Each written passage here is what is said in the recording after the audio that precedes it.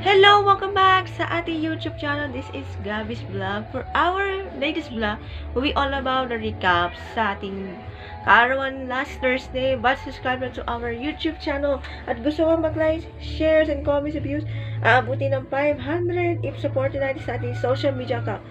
Ang ating latest vlog, 296 and episode 296 and titled 29 birthday na, road to 30 pa. Here's your vlog!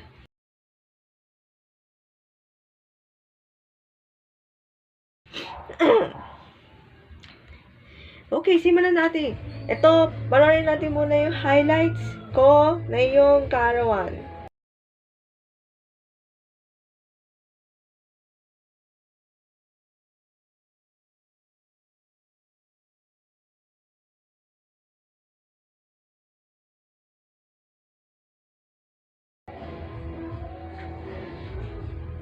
Okay, last Thursday, the 19th of December, is me, Gabby, now 39, from 28, 29 years old. And next year, 30th, next year na.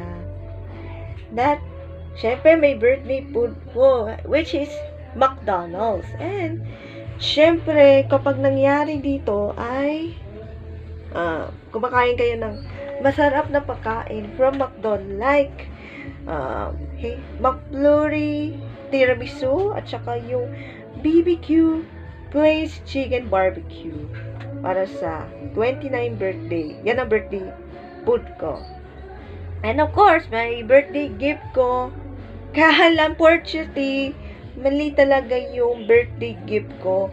Ang dapat talaga is yung vintage radio AM FM with with Bluetooth speaker daw. Mali.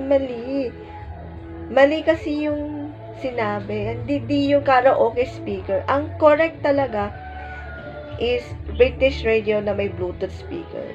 Pero, bibili kita next time. At, wow!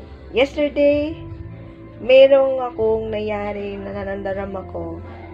Medyo nahilo, naputlaan, nalalanta.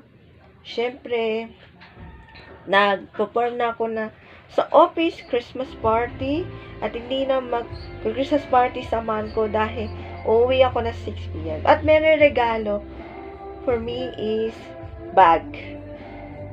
Courtesy of my Tita Mau.